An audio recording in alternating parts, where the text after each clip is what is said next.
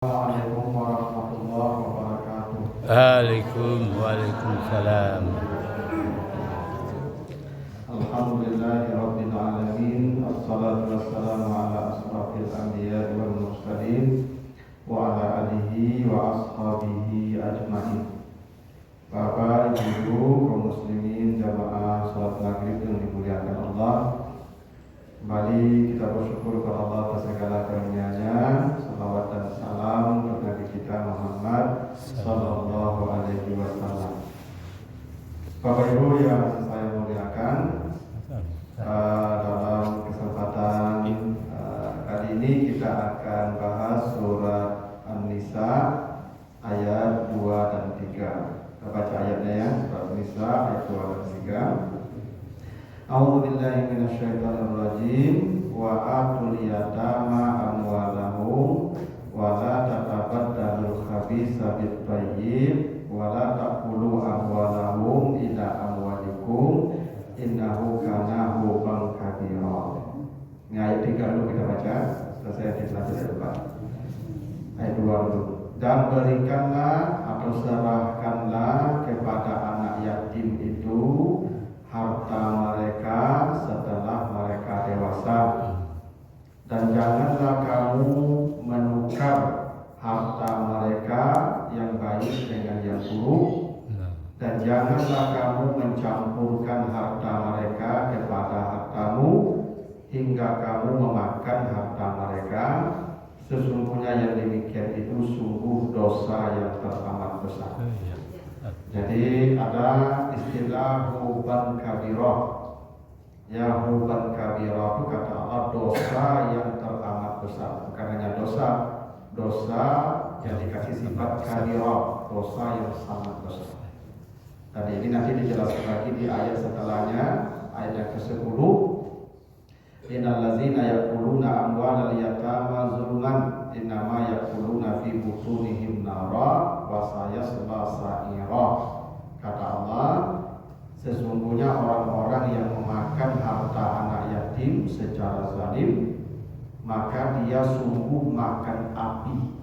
Ya. Jadi kalau ada orang makan harta anak yatim, kata Allah, di dunia ini dia makan api sesungguhnya, dan kelak di akhirat kekal dalam api neraka. Ya. Dan itu janji Allah begitu ya kepada orang yang memakan harta anak yatim. Jadi ada 3 yang disebut dosa besar oleh Allah dalam hal ini ya. Ayat yang kedua surah An-Nisa. 1, tidak menyerahkan harta anak yatim utuh ketika mereka dewasa. Jadi ketika mereka dewasa harta mereka berkurang atau habis, tidak diserahkan ketika mereka dewasa harta itu yang ditinggalkan bapaknya itu dosa besar. Ya. Yang kedua, menukar harta mereka dengan yang lebih buruk. Yang ketiga, mencampurkan harta kita dengan harta mereka hingga kita memakan harta mereka. Kata Allah itu yang 3 itu dosa yang teramat besar. Nah, sebelum kita bahas satu persatu ketiga dosa besar ini, sekarang kita lihat dulu apa itu yang disebut yatama atau yang kita sebut dengan anak yatim. Yatim itu bahasa Arabnya ya jamaknya yatama. Kalau satu dia yatim. Apa itu yatim? Yatim itu secara bahasa artinya al-infirat, seseorang yang hidupnya sendiri. Jadi seseorang yang sendiri itu bahasa Arabnya yatim. Ya, siapa saja kalau dia sendiri yatim. Misalnya waktu duduk sama-sama, ada apa mengaji surat itu yatim namanya. Ya, kan? Jadi secara bahasa begitu. Ya, yang sendiri itu namanya yatim. Ya, yang tidak ada orang di dekat dia, itu namanya yatim.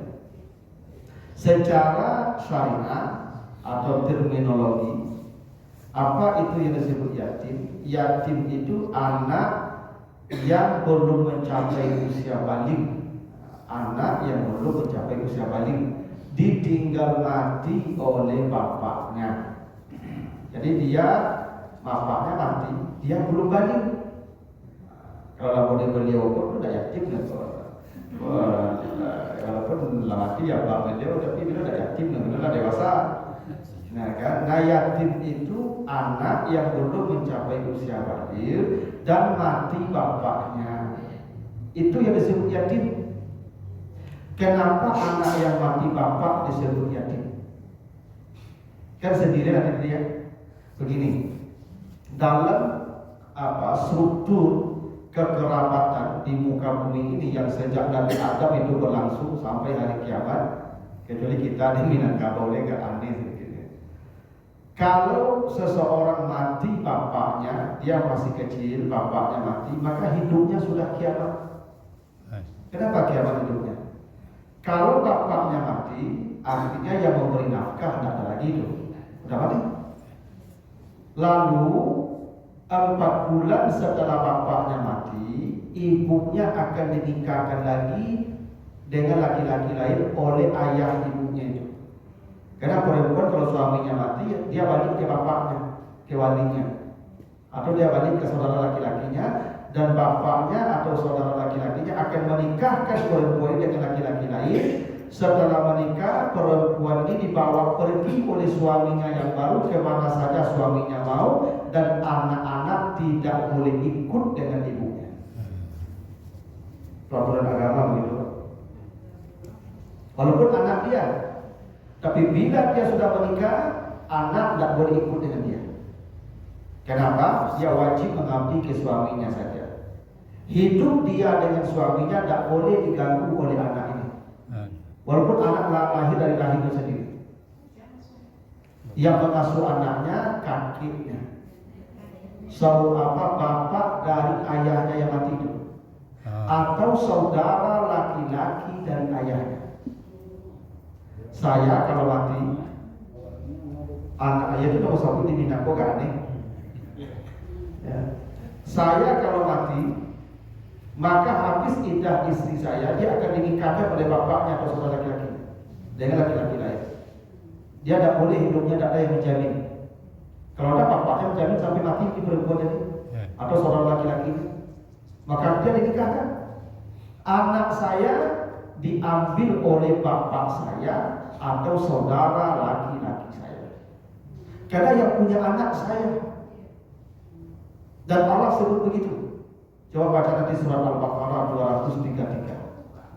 Ya, di Al-Baqarah 233.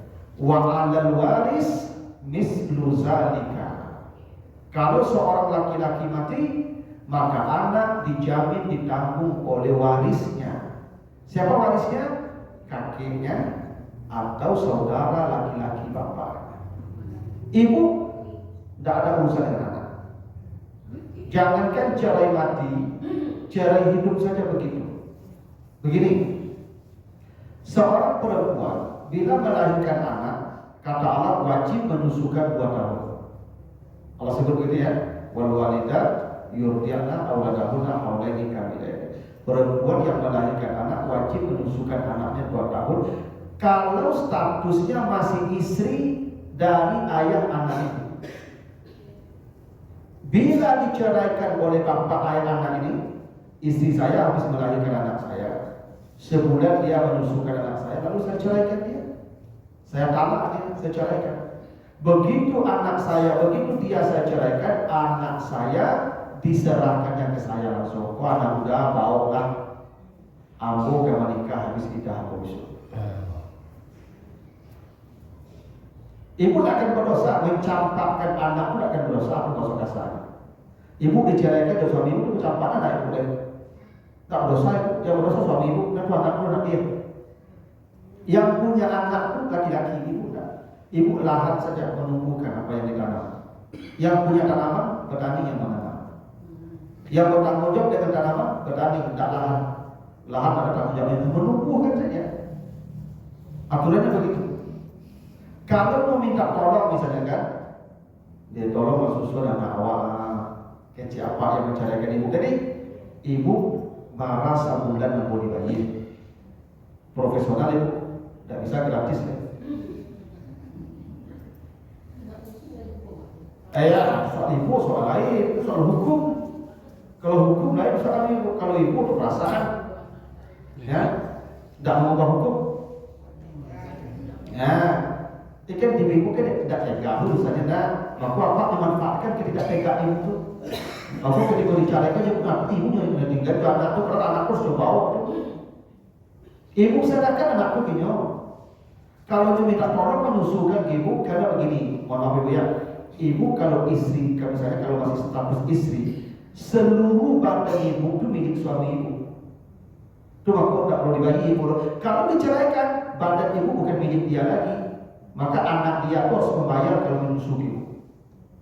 Paham sebenarnya? Atau begini kalau susu bantu, gini misalnya kan pakai molinaka, apa rasa kalian?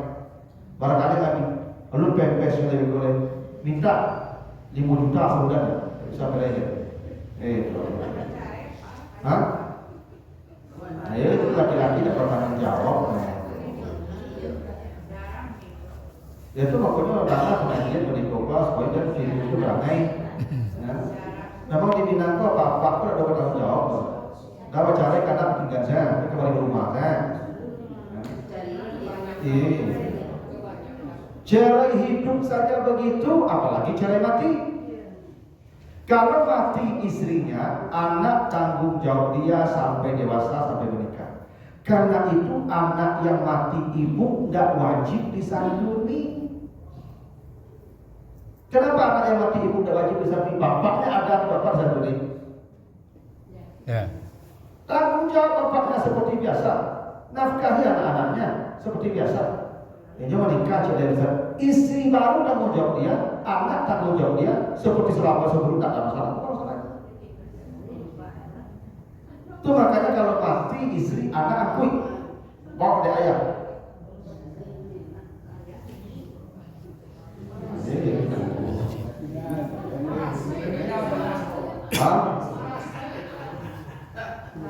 Ya kita bicara aturan. Ya kalau tidak sesuai juga adat awak, sesuaikan adat awak dalam Quran. Yo sama peci gue buat kodak cocok juga kapalo toko. Peci cocok ada kapalo, dia kapalo toko. Tapi binatang ada rasa preso. Iya rasa preso beda, aku hukum. Hukum agama ya misalnya. Kalau hukum tidak bisa berubah. Tidak ada yang bisa mengubah hukum Allah. Allah sudah tetapkan kalau mati seseorang, maka anak tanggung jawab warisnya. Saya kalau mati adik saya yang laki-laki, dia punya anak itu saya minta, saya ambil anaknya, karena anak saya. Istrinya dia boleh menikah setelah idahnya habis dan dibawa pergi oleh suami yang baru. Anak tidak boleh mengganggu hidup suaminya, karena suaminya yang baru hanya menanggung dia, tak menanggung anaknya. Saya kalau menikah dengan cara yang saya tanggung istri saya, anak-anak sudah urusan saya. Bapaknya ada, keluarga bapaknya ambil. Itu makronya Bapak Ibu. Itu yang disebut yatim tadi. Apa itu yatim? Apa mati, ibu diambil orang. Itu yang yatim namanya. Tapi kalau ibu mati, anak diakui apa? Tidak ada yatimnya, tidak ada sendirinya. Sama aja bapaknya tinggal. Dia masih sendiri. Yang sendiri itu apa mati, ibu diambil orang dulu. Dibuat orang dulu ibu awak. Aku tinggal awak sendiri. Menumpang baju kaki itu. Seperti Nabi itu mati bapak beliau menumpang dengan kaki Abdul Muttalib. Mati kaki menumpang baju paman Abu Talib. Tidak begitu? Memang begitu aturannya. Makanya ibu harus paham. Kalau suami ibu saudaranya mati, anak saudara itu anak suami ibu wajib bertanggung setiap bulan sampai dewasa. Jadi anak ibu suami ibu bagi belanja untuk bulan kemenangan itu, maka jadi belanja untuk bulan. Wajib tuh. Harusnya anak saudara itu membawa sama tiga ibu, karena anak ini. Ya, kebanyakan ibu-ibu kok tidak mengerti. Iya, situ lah iya.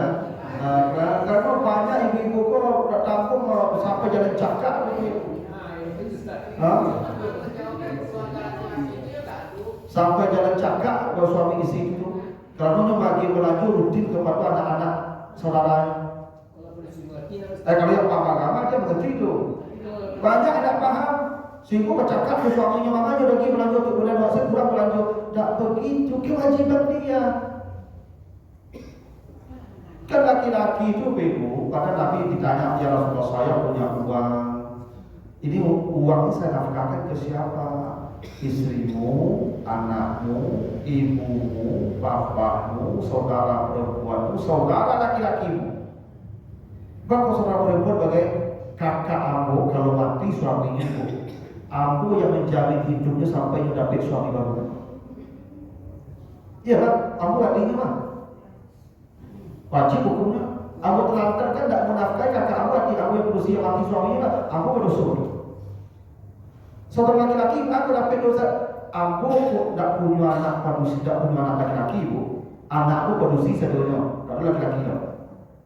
Lama nikah anak ambo satunya bukunya milik suaminya mah, tidak milik ambo itu. Dan anak ambo kok tidak wajib membiayai ambo, tidak wajib menafkahi ambo, nyok dinafkahi suaminya tuh.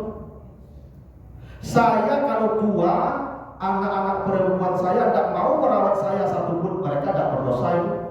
Karena mereka merawat suaminya yang wajib, merawat ayahnya tidak wajib. Siapa yang merawat saya? Saudara laki-laki saya, atau anak laki-laki saudara laki-laki saya. Karena saya dengan mereka hubungannya. Anak selesai ketika dinikahkan. Itu hukum. Maka beruntung ibu dapat menantu yang lain saleh. Lain ambil ibu suruh anak ibu ambil ibunya, padahal ada kewajiban dia tuh. Karena kewajibannya pada anak laki-laki, bukan anak perempuan. Saya kalau orang tua saya kalau udah tua, saya yang mengambil alih tanggung jawab mereka seperti saya dulu waktu kecil. Kakak saya tidak ada urusan dengan ayah saya, dia punya urusan dengan suaminya saja. Mereka adik saya, kakak saya perempuan tak merawat ayah saya, tidak apa-apa, mereka tidak akan berdosa. Dosa pada saya, karena saya harta mereka sampai mati. Anak laki-laki itu, makanya kata Nabi jadi istrimu, anakmu, ibumu, ayahmu, saudara perempuanmu, saudara laki-lakimu. Itu waktu kami dapat barisan, Nabi kata, dia tanggung jawab kami kata, anak kami tanggung. Nah, masuk anak saudara laki-laki itu mati. Nah, itu hukum begitu. Jadi ibu nanti sebenarnya gini Pak, kalau mati saudara kita Pak, ya mati yang laki-laki saudara awak, maka bermusyawarah semua laki-laki itu. Anaknya kok kawat pagi atau kawat biayai dengan patungan tiap bulan atau tiap minggu sampai dewasa sampai menikah kalau perempuan. Itu ketentuan. Ya Pak. Ustaz, tadi kan kalau mati saja bilang, ini duit Ustaz, cuma nih kalau lama sementara kakaknya atau petiknya atau mama berzaki, apakah didudukan itu dan mempadien? Sedekah namanya Pak. Tidak kewajiban. Kewajiban kalau mati gitu atau di hari tua. Aku lah tua, anak aku tapi laki-laki dan aku berusia sedang. Mereka tak mau merawat saya. Yang wajib merawat saya itu adik-adik saya yang laki-laki atau anak laki-laki yang adik saya atau kakak saya. Contohnya, karena ibu ini kalau sudah dinikahkan ibu tidak punya urusan sebenarnya dengan orang tua. Ibu urusan itu sama suami saja. Ibu memang begitu. Ya, tapi kalau ibu mau merawat suami ibu berkenan, alhamdulillah, ibu dapat bonus pahala besar. Tapi kalau tidak dosa karena kata Allah apa imma yablugannaka al-kibara ahaduhuma au kilahuma, itu indaka itu ke laki-laki. Bila bapakmu tua, ibumu tua, salah satunya bersamamu, indaka kamu laki-laki, tidak perempuan. Jadi ada yang bilang kalau dapat anak perempuan beruntung. Nanti Ya, ketua di Pulau Minang. Perempuan 1 ekor kambing, laki-laki 2. Di Minang kok kan awak kan produksi dan ya. iya, memang sebenarnya bukan hanya di Minang Pak. Kalau fenomena itu lah banyak. Kini kok mana orang tua lebih memilih tinggal sama anak perempuan. Ya. Jadi bayang, banyak sekarang orang tua di hari tua lebih nyaman tinggal dengan anak perempuan dibanding dengan anak laki-laki. Ya kan? Sebab tanggung jawabnya sekarang. Bapak model itu yo dek karena minantunya kok mengamuk setiap hari kinyo tu dah letak. Ya.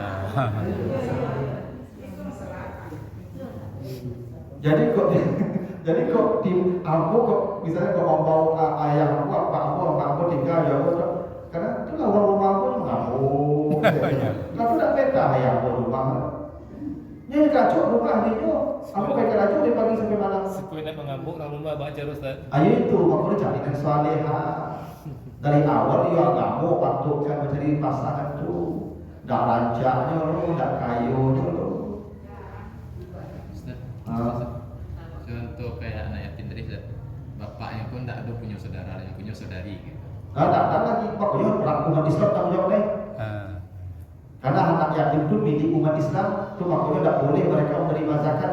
Karena zakat itu harta paksaan dan zakat itu kotor dan zakat itu sekali setahun. Anak yatim kebutuhan sekali setahun, hari. Kau zakat sekali setahun, bertemu setahun. Itu makanya bagi saya itu lebih senang. Kalau infak anak yatim itu kan harta mereka. Pembagiannya kalau bisa setiap bulan. Kalau bisa setiap bulan.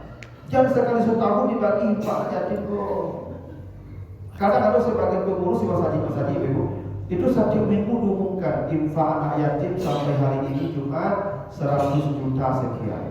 Minggu besok diumumkan lagi 100 juta. Tiap minggu anak yatim kau mendapat PT 100 juta. Dia mengaku bingung lah kasih ibu PT berdoa. Yang kacau lemak PT anak yatim kau itu harta mereka tu Pak. Kan kita kasihkan itu harta mereka. Hebatnya pengurus masjid majalah Timur Ramadan berikutnya itu disimpan lo di bank PT anak yatim. Tambah parah. Ya. Kalau disimpan di bank, siapa yang menikmati PT anak yatim itu kurang kayu-kayu itu tu. Bayangkan Pak harap anak yatim dinikmati orang kayu. Tak usah ni betul. Kok kayu itu PT anak yatim itu harus dibuka pagi, jadikan usaha, kembangkan atau investasikan. Ya, misalnya terkumpul Pak anak yatim itu 50 juta. Nah, diinvestasikan. Ya, Pak Haji, waktu PT anak yatim 50 juta, kalau Pak Haji tambahkan, bahkan keuntungan usaha Pak Haji Pak. Bagus sama baru bagi ratus baru berbagi 50 juta aku ada aku dapat apa tambangnya begitu tapi di bank itu dipakai orang kayu kita jadi itu zalim tu aja bagi saya itu kan kebutuhan yang tinggal ini kan belum Ramadan besok itu boleh bagi kamu itu nah itu definisi yatim. Nah kata Allah berikan harta mereka utuh setelah dewasa. Begini, adik saya kalau mati contohnya, maka harta yang ditinggalkannya, kalau bapak saya ibu saya tidak ada lagi, istrinya ambil 1/8. Ambillah istri 1/8, aku hati ya. 7/8 itu milik anaknya, milik anak-anak saya. Maka harta itu wajib istri saya menyerahkan ke saya sebagai wali dari anak ini. Wajib. Atau diserahkan harta itu ke bapak saya. Udah, almarhum meninggal harta ya 100 juta. Lang wabik 1/8 2 juta. Itu pintinya udah masyarakat udah pinti anak. Anak kau bawa pintinya bawa. Dan pintinya kau tak boleh 1 sen pun kau pakai. Barang ambil dari istrinya, barang kau terima dari istrinya. Begitu anak kau dewasa, aku serahkan utuh sebanyak yang tinggalkan bapaknya. Ustaz tu belanja dulu, Ustaz sampai juga kadang belanja dia dari saya dengan harta saya, bukan dengan harta peninggalan bapaknya itu. Harta peninggalan bapaknya itu saya serahkan begitu mereka sudah dewasa. Ikut harap pun tinggalkan bapak kalian yang banyak. Biarlah ini kalian kadang-kadang pakai. Sampai mereka dewasa, mereka hidup dari harta saya, dari harta bapak saya, dari harta saudara-saudara saya. Tidak boleh harta mereka yang tinggalkan bapak itu habis ketika mereka datang dimakan tinyo. Dosa besar tuh begitu. Allah sebut begitu. Wajib serahkan harta mereka utuh. Bisa jadi begini, ibu masih tinggal jual anak ibu. Anakku tidak ada bisa ibu. Ibu pun tidak ada menikah. Ya, ibu tinggal jual anak ibu. Ibu yang bagian ibu 1/8 ya. Yang 7/8 ibu simpan. Tapi jangan disimpan, jamin. Supaya nilainya ada turun. Kalau inflasi itu. Dan ibu wajib menyerahkan harta mereka kalau mereka dewasa. Tidak boleh ibu pakai 1 sen. Oh iya. Coba apa yang berlanjut di konsep, mintakan ke kakeknya, mintakan ke saudara bapaknya.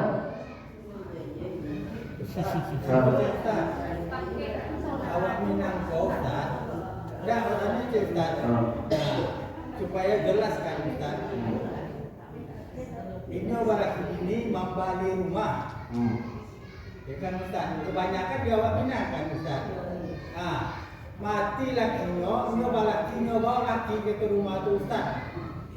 Itu yang makan harta anak yatim tadi. Itu yang makan harta anak yatim tadi. Ibu kalau sudah mati suami ibu, misalnya begini, dia meninggalkan rumah harta peninggalan, maka rumah ini hanya 1/8 milik ibu ya.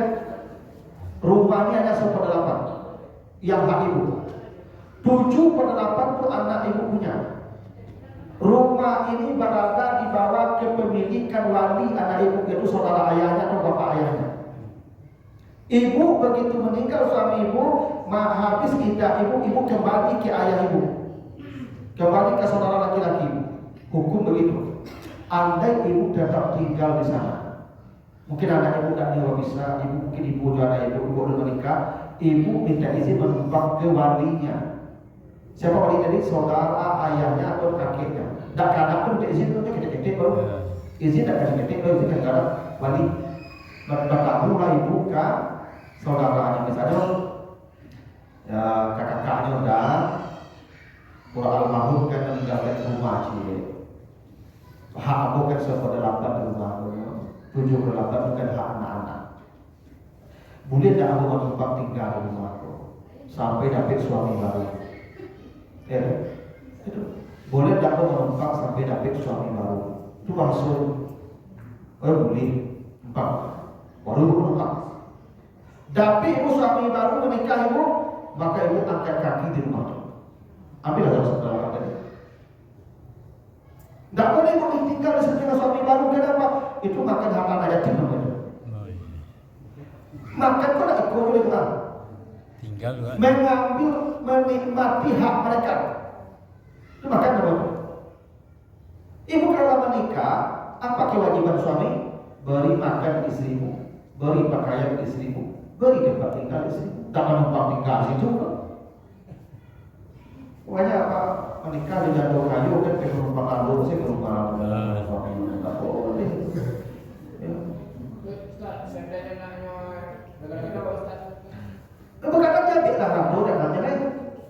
Kalau laganan, tak yatim dong itu. Bagi saya tak turun dia yatimnya. Itu masalahnya yatim tadi. Tak tentunya maksudnya punya harap tu loh. Inyo pun tak tentu kalau ada harap tu ke inyo loh. Karena itu tak ujang ke wali, bukan ke istri. Bapak dah ke istri, bapak dah ke ibunya. Mau beku masuk jodoh ibunya beku. Yuk kau dapat suami yang saleh. Kau dapat yang mereka kadang pampu. Selesai itu harap tu dah jatuh beku. Itu makanya susahkan ke walinya tadi. Ya itu masalahnya itu tadi kan juga satu itu lain soal. Tapi biasanya kan laki-laki itu punya kemampuan mengganti. Andai pun misalnya tak pakai itu orang tua anak kok, dia punya kemampuan mengganti. Kalau ibu tidak ada kemampuan mengganti, kalau ibu ketergantungan ke suami. Dulu kan dulu sih kan ada kerajo yang masih sulit ibu. Dulu kan dulu sih kan menunggu di rumahnya. Atau lakukannya harap toko tak kata ganti dia loh, kata makan dia. Itu alasannya serahkan ke walinya tadi supaya ibu, kalau ibu tahan harap toko untuk sempat menikah ibu bebo, dapat suami yang saleh. Alhamdulillah. Kalau saleh alhamdulillah. Toleh. Dan saleh dapat bebo.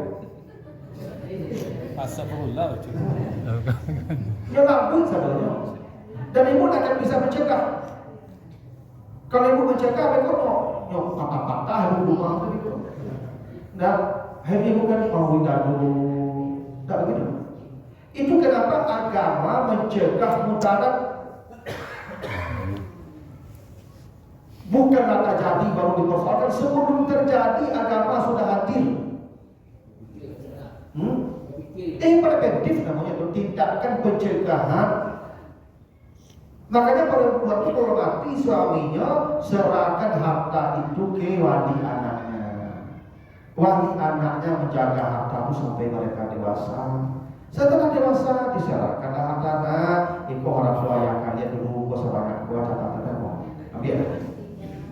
Dan itu yang menyerahkan ke wali itu wajib lah ya. Iyalah. Artinya ikut tidak bisa dibantah gitu. Nah, Artinya kalau misalnya suami istri itu cari wali itu memang nggak selesai kan. Tapi kok karena perintah Allah mau tahu lagi gitu. Iya. Atau misalnya yang diam-diam nyapa dimodali banyak binti kau dengan kanak nggak bisa itu ya. Pokok wajib ke wali. Akhirnya ke wali. Karena kata begitu. Boleh kita ikut Allah walaupun wali sudah selesai. Obeko kok yakin ke wali Ustaz api di Ustaz. Kan itu kan. Itu urusan dia nanti. Dosa besar. Yang penting kita ikut Allah ya. Yang penting perintahnya begitu. Makanya hati-hati lah pilihan menantu kan. Pilihlah saya. Itu begini. Pilihlah saya. Tak kan bedo urusan juga. Kan ada sebenarnya atau ada yakin kok. Banyak anak itu misalnya harap tuh aku tidak nampak harap tuh kok. Di ibu gua harap tuh kok nyukaci dengan alasan anak kete-kete. Bego menjadi anak-anak mata di harap tuh. Dan aku disarankan anak Nabi dengan alasan tuh biaya anak. Ini dosa besar ini. Oh iya, bahaya. Nah, gini, Ustaz, saudara ayahnya tak udah menanggung menjadi sedekah loh, kalau kamu gini lanjutnya kan?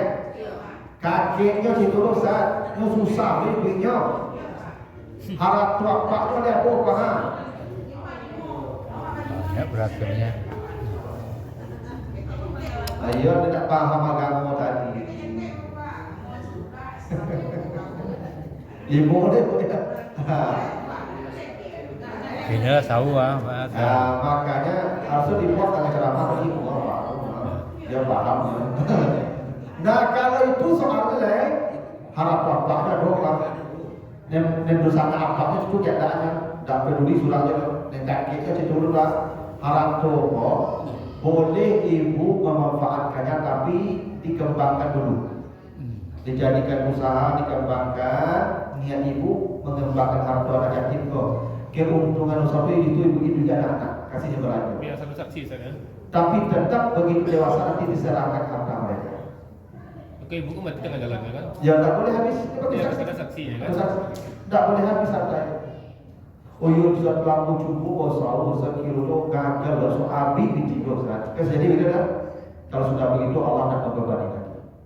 Yang penting niat kita sudah. Nggak makan RT. Ya tak memakan harta mereka. Nah.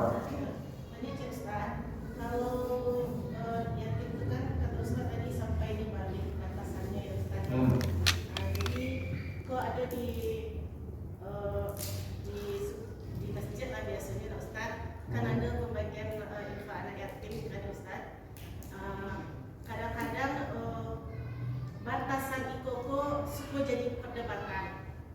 Kadang-kadang ada yang mengecek anak yatim itu selama masih sekolah itu anak yatim. Jadi dari pengurus kita lah berusaha menjelaskan balik. Cuma karena ada pergolakan yang cukup begadang di masyarakat itu, termasuk dengan tuntutan piatu pun harus dimasukkan untuk dana masjid gitu kan. Akhirnya dimasukkanlah piatu, kemudian anak yatim yang kategorinya misalnya ala SMP atau SMA itu batasan akhirnya. Apakah dalam hal itu pengurus berdosa dalam hal itu?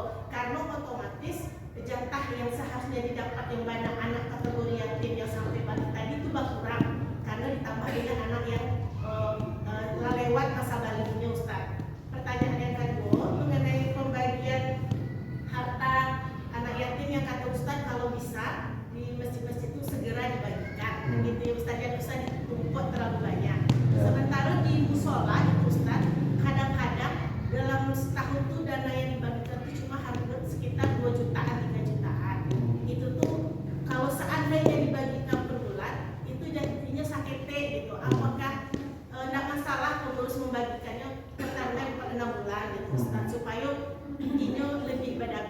Ustaz.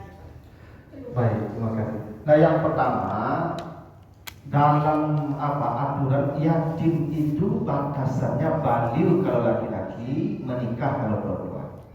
Kenapa itu patokannya dalam agama? Dulu orang tak sekolah dulu.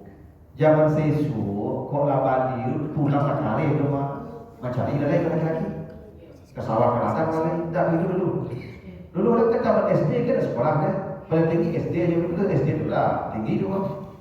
Maka kalau nyulat SMP lah banyak apa yang ke sawah ke ladang deh. Menjadi upah mereka dia hidupi diri sendiri. Itu bakal tak wajib dikasih bantuan dan wajib. Bakal menikah, kalau perempuan asal nama haid nikahkan eh. Bahkan ada perempuan yang belum haid pun dah nikahkan. Makanya ayat yang ketiga itu, jika kamu takut tidak mampu berlaku adil kepada anak yatim, nikahilah perempuan yang lain 2, 3, 4. Menikahi anak yatim itu berarti kalau anak yatim kan belum biasa. Jangan dulu biasa dibuat anak yatim umur 10 tahun dinikahi biasa itu. Ada orang menikahi anak yatim dia punya harap tua banyak, ingin mampir anak tua. Kalau itu dia bukan Allah cari perempuan lain dan anak yatim dinikahi. Itu konteks itu bukan konteks menyuruh poligami, tapi konteksnya kalau perintah pertama nikahi anak yatim dulu. Makanya sampai baligh batasannya kalau sudah baligh dia sudah nikah kan. Nah kini orang sekolah dulu sampai SMA, maka yang sampai SMA itu kasih orang tua. Karena mereka belum bisa mencari apa-apa, mereka hidup masih ketergantungan. Tapi datangnya SMA ada kuliah, nggak usah lagi bantuan lagi apa, dia bisa mencari sambil belajar di kuliah. Tinggal di masjid kagaknya, kau pakai racunnya mau siang kuliahnya malam bisa, nyala kadang. Kalau kuliah tapi kata mereka tidak terlalu berat itu. Dan lalu wajib kan, maka tidak apa-apa dikasih bantuan sampai SMA. Yang kuliah tidak usah. Karena kultur kondisi sosial sudah berubah. Zaman dulu memang keadaan begitu. Sekarang sudah berubah sesuai dengan sejarah apa. Nah yang kedua, pembagian anak-anak yatim ibu. Gini, dan tidak mesti harus semua dapat dulu. Misalnya begini, makanya begini perintah Allah itu datangi anak yatim wa'atul yatama. Jadi Bapak Ibu, jangan anak yatim itu dikumpul di masjid, itu dibagi. Nah, itu jadi masalah. Pak itu Pak, itu tidak mesti sama pembagiannya Pak.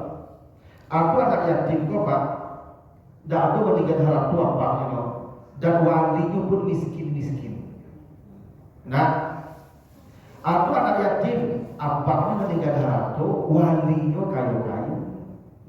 Tidak boleh disamaratakan tuh. Justru kalau disamaratakan tidak adil namanya tuh. Jadi pembagian anak yatim itu tidak mesti sama. Justru menyamakan pembagiannya yang menzalimi namanya itu. Itu wajib juga dikasih yang punya harta. Iya, tapi dia yatim, prinsipnya yatim tadi Pak. Dia tidak ada yang menyayangi dia, bukan soal apa. Maka harta anak yatim itu yang paling baik datangi rumah-rumah mereka, antarkan ke mereka. Sehingga kalau berbeda amplopnya, tidak ribut. Mereka tidak tahu kan. Tapi kalau dibagi di masjid, kok dibedakan amplopnya buka, amplop banyak lebih ya, dikit-dikit aja malah. Jadi pola warga yatim Bapak. Seandainya kita anak yatim kau jodoh bagi miskin tak digabung dengan masjid Pak Ustaz, boleh? Ya, nah, ya sebenarnya itu tidak ada masalah. Tapi anak yatim itu kan khusus penamaannya Pak. Khusus. Itu harta mereka itu tidak bisa diganggu, tidak boleh bercampur aduk. Makanya kata Allah, jangan kau campurkan harta mereka dengan harta. Oh, tidak boleh. Ya, harta anak yatim tidak boleh dicampurkan ke masjid, tapi harta masjid boleh. Boleh. Ya kurang tak dia Pak lagi dia. Orang tua anak yatim itu Pak gampang kita kenapa aja, tapi api dan kenapa ada besar-besar. Makanya saya bisa bilang pengurus masjid ada satu bagian, satu seksi yang mengurus bagian anak yatim, apakah seksi sosial apa namanya. Dia mendata semua anak yatim di depan. Dia tahu kondisi ekonomi masing-masing mereka. Dia tahu wali-wali mereka seperti apa. Dan bantuan itu diantarkan ke rumah mereka. Itu gunanya datangin ke rumahnya. Itu makanya atu aliyatama datangi anak yatim itu. Oh, pengurusnya malas. Karena mendatangi mereka itu kebahagiaan mereka. Daripada mereka disuruh beramai-ramai ke sini, lalu diantri mereka berdiri seperti pengemis mereka. Seperti mereka memang berbeda dengan anak lain. Tapi bila datang ke rumahnya baca salam, nah, iko harap doa kalian, nah, semoga barakah. Soalnya nanti dan jauh pun tak tahu bahwa Nabi lebih tinggal lagi. Kan tak kaya telepon ada yatim satu ke belakang, lebih kamu tidak.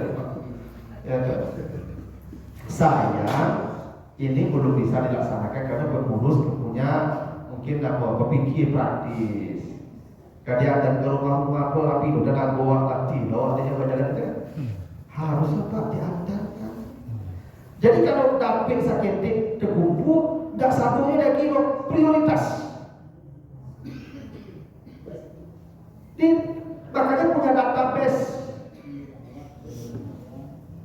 Siapa yang paling layak tapi bantuan dulu kan dia.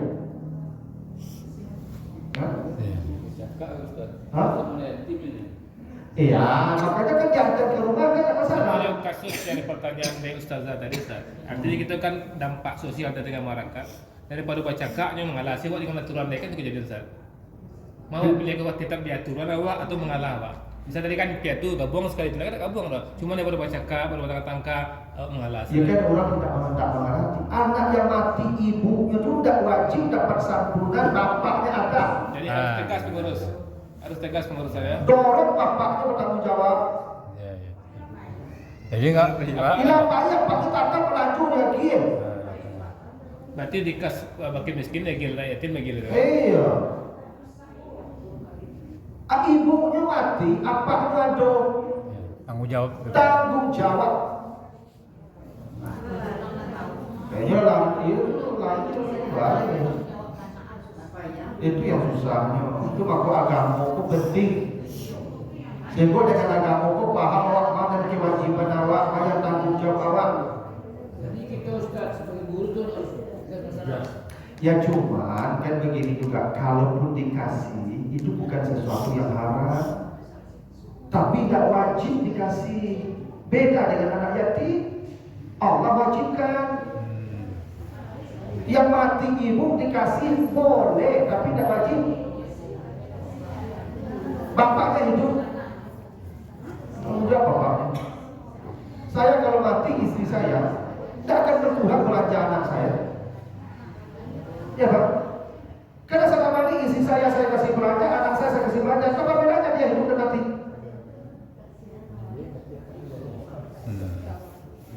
Selama ini istri saya jamin, anak saya jamin. Sekarang istri saya mati, apa berkurang? Tidak ada yang berkurang. Ya, makanya tidak wajib disantuni anak yang mati bapak ibunya itu. Tapi kok bapaknya mati, sebab itu ketergantungan melanjut bapaknya. Ibunya menerima oleh bapaknya. Atau wajib disantuni. Apa ibunya menikah laki-laki lain di bawah orang itu salah. Itu wajib disantuni anak itu. Itu aturannya begitu. Besar tanggung jawabnya anak. Nah, maka kalau harta mereka serahkan ketika mereka sudah dewasa, itu perintah Allah begitu. Tapi gini, kalau ibu tetap wajib satu negara anak piatu yang mati ibunya, dibedakan saja. Jadi satu orang bagian yang yatim diutamakan. Dan jangan diambil dari kas tak yatim. Padahal liburkan aja kas satu kas. Ya aman gitu kan, walaupun yatim kas bisa dia bagian ada masalah. Kalau kas yatim tagih ke piatu masalah awak. Kas yatim tagih akan miskin masalah awak. Iya. Cek kas tuh nanti. Jadi kalau anak-anak yang mati ibu dikasih santunan, jadi kasihlah, bagus lah itu. Cuma walaupun tidak wajib saja, kewajiban pada yang mati bapak. Gitu. Jadi enggak ada. Gini, ini kan masalahnya kan kita buat kotak namanya kotak anak yatim. Ya. Berarti orang berinfak untuk anak yatim. Yatim. Kita kasih ke piatu itu salah kita kan. Iya, kan? Maka paling aman kita kotak besar aja. Iya. Kita lihat ini untuk anak yatim, itu pakai miskin atau apa Nanti itu. apa kotak yang anak yang sosial atau fakir miskin dikasihkan ke anak piatu itu dapat. Anak apa ya? Boleh, boleh. justru masjid itu udah dibangun lepas anak itu, anak yatim itu sekolahan seperti masjid. Ya. Lebih lama itu bendanya lepas. Yang saya iman selama Ya misalnya Mas Haji kau pikir cari anak yatim dekat cerdas Pak di sekolahan Pak seperti Mas Haji kau di sekolahan sampai belum ketemu tengah sekolah. Tapi sudah ang jadi imam psikolog, ang jadi ustaz psikolog kami sekolah seperti Mas Haji kau. Amin. Itu lebih hebat tuh Pak daripada muka Mas Haji kau kanjangnya Pak. Ya dah. Buka-buka setengah. Iya, aku investasi panjang kok Pak. Kalau memperbaiki fisik Mas Haji itu tak kalah mau Pak. Membangun manusia dengan harmoni. Itulah dulu Bapak Ibu ya. Ini saya mohon maaf nih membuat acara Islam ini dari Isa dari UNP itu Isa itu mungkin saya Isa di sana Bapak Ibu ya.